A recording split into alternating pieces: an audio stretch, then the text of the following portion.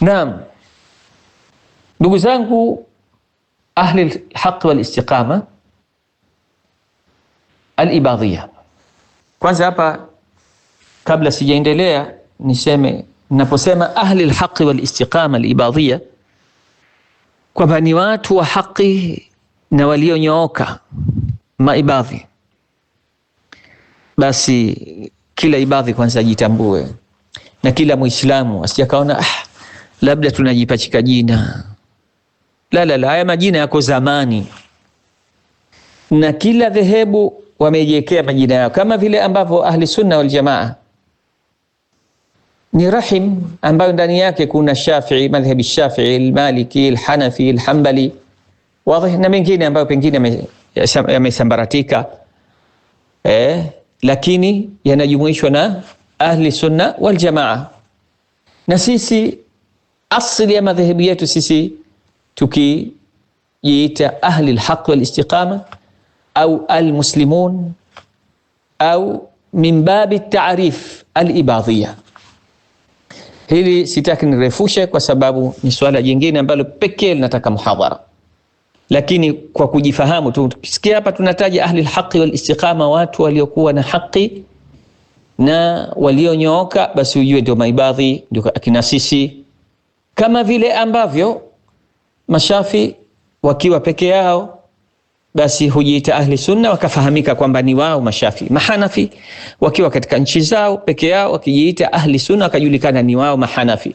Alafu wakitajwa kwa jumla jamala kwamba ahli sunna wal jamaa, pia kwamba inajumuisha madhehebu hizi nne maarufu na wengineo ambao pengine madhehebu zao zimesambaratika, japokuwa ambapo kwenye vitabu bado. Ala kulli hal, turejee katika ishu yetu, maudhui yetu ya masahaba na huyu utapeli wa Lushoto kudai kwamba maibadhi wanamkafirisha Uthman na kuwasema masahaba vibaya. Nikwambieni suala la masahaba, nisikilize vizuri ndugu Muislamu, uwe wa madhehebu yoyote, uwe ibadhi, uwe Shafi, uwe Hanbali, uwe Hanafi, uwe Shii, uwe sijui Hizbu Tahriri, uwe Tablighi, sijui uwe nani, uwe Sufi, uwe Ash'ari, uwe Maturidi, man shi'ta min almuslimin, uwe Wahabi. Nisikilize vizuri pointi. Ahli sunna wal jamaa walipoweka msingi huu kwamba naskutu amma tashajara fihi sahaba, tunanyamaza au tunyamaze katika wale waliotetana na kuzozana masahaba au fitna zilizotokezea katika vipindi vyao, basi hikma yake ni kwamba yakiibuliwa mambo, likifunguliwa pazia, yataibuka yasiyotarajiwa.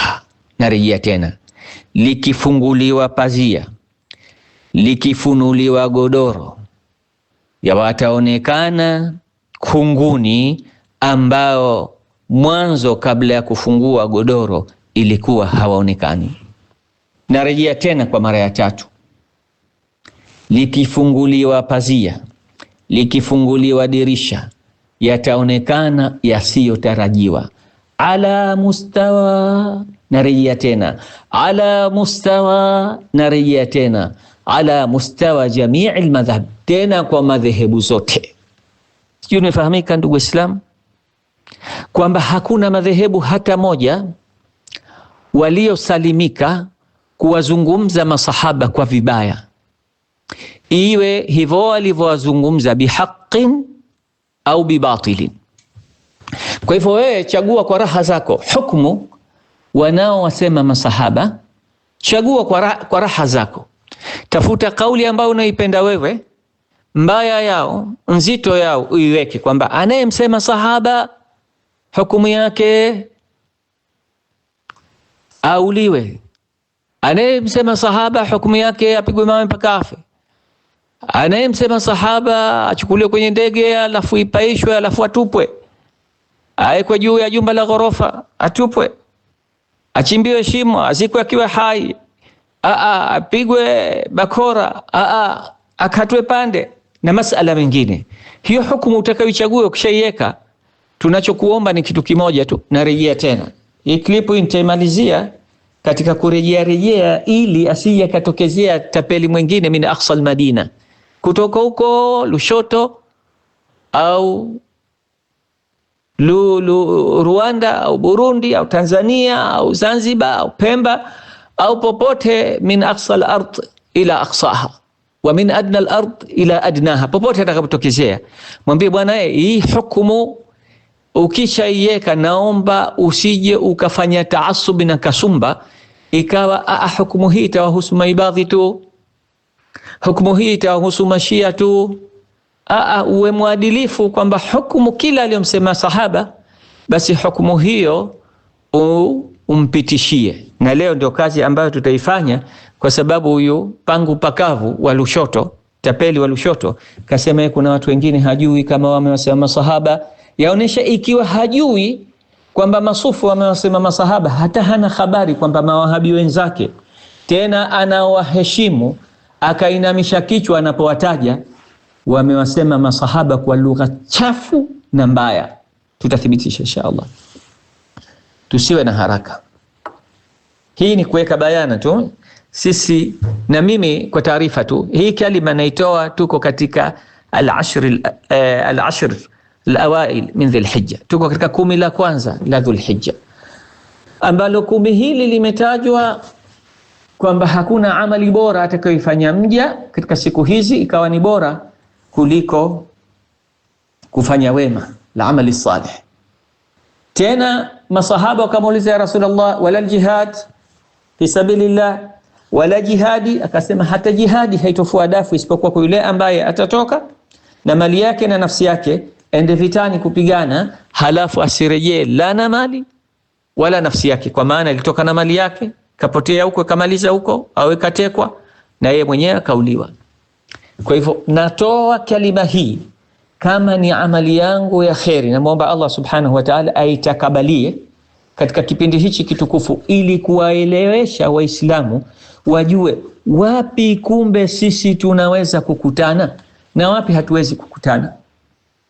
Hii naomba Allah atakabalie kwa mimi mzungumzaji, kwa wewe msikilizaji, na wewe mwenezaji wa klipu hii. Inshallah ieneze ili watu wapate maarifa. Matapeli wengi wamekuwa wengi, na ndio waliokamata vyombo vya kueneza batili zao za kufarikisha Waislamu. Ndugu Muislamu, lengo hasa ni kutoa taka wewe. Hawa watu hawa mawahabi hawa wanakuwa ni kama, subhanallah waliyadhu billah, ni wale watu waliotumia yale mihadarati. Ukishaingia kwenye uwahabi, shida, manake huwa washaingia sumu vibaya. Kwa hivyo ni shida sana kutoka, na akitoka huyu huwa hatoki tena kikawaida. Kama anatoka hapa kahamia hapa, anayakanusha yale aliyokuwa akiyakanusha mwanzo, ya maibadhi, ya maashaira, ya masufi, ya mashia, na kukanusha ya madhehebu yake, kwa maana anatoka kwenye dini akaingia kwenye dini nyingine kabisa. Hivyo ndivyo, na wengine watokezea wakachoma vitabu walivyovitabikia miaka nenda miaka rudi, mawahabi hao wakavichoma kwa moto. Na kuna wengine ndio wakatangaza sasa kwamba ni maadui wa Uislamu, kwa sababu wamekuja kuona zile fikra wao kazi ni kuua na kumwaga damu tu, na kushawishi na kuchochea kumwaga damu na kufarikiana. Kwa hivyo usikereke, kwa sababu leo ni hatari sisi kufarikishwa. Leo sisi Waislamu, wewe kuja ukisoma historia utashangaa Mwingereza au wakoloni vipi kiujumla walizitawala nchi ambazo kati ya hizo ni nchi za Kiislamu. Tusema watu walikuwa na wingi wa kiasi gani? Kumbe la, walikuwa hawako wengi wa hivyo. Ni watu wachache.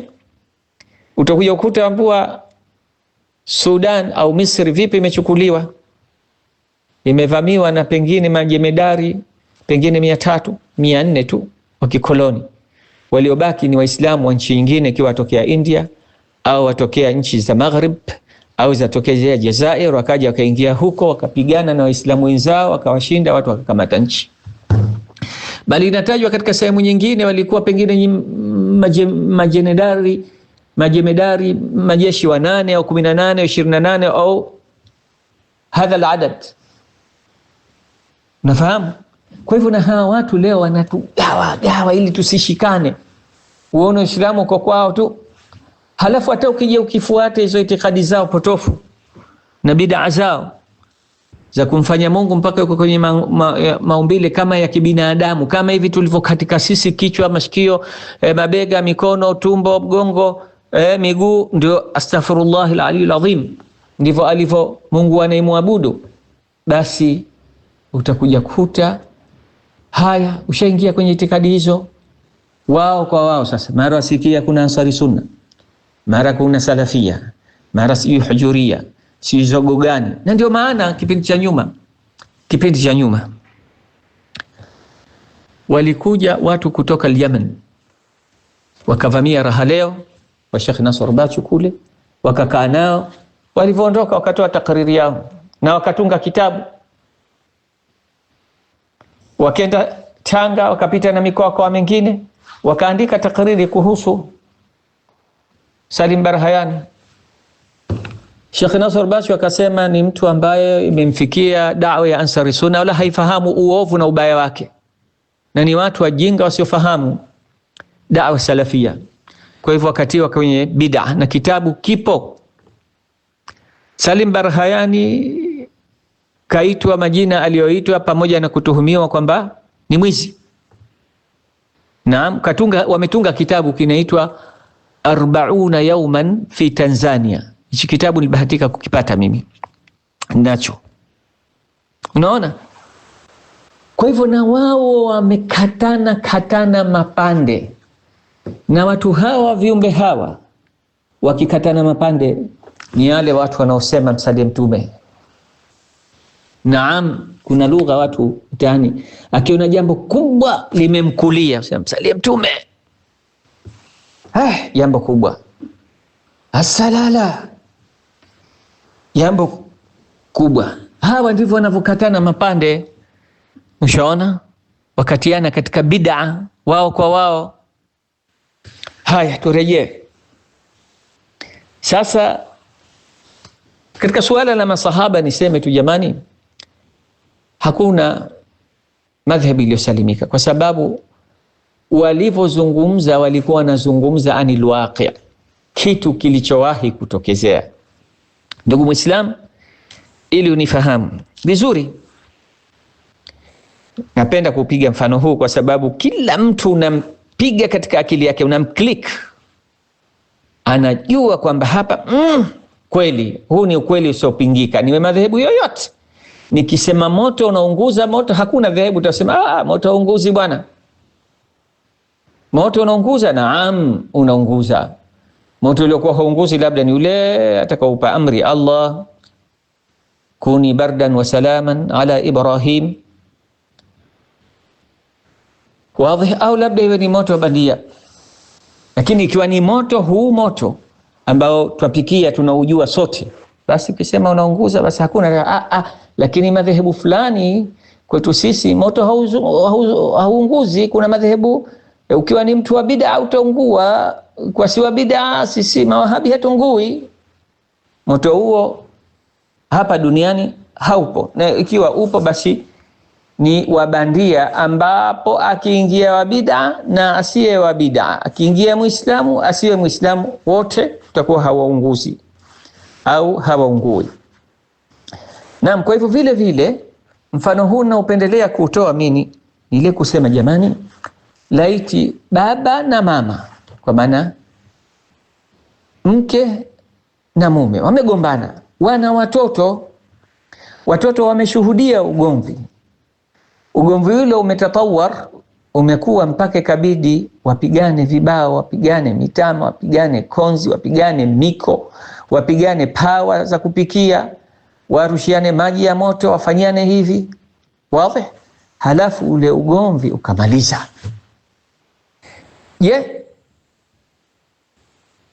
Tutasema tunyamaze kuhusu waliotetana wazee? Tukisema kauli hii jamani, tunyamaze? yale ambayo wamegombana wazee. Tukisema kauli hii huwa ina maana kwamba hawa wazee hawajagombana hasa.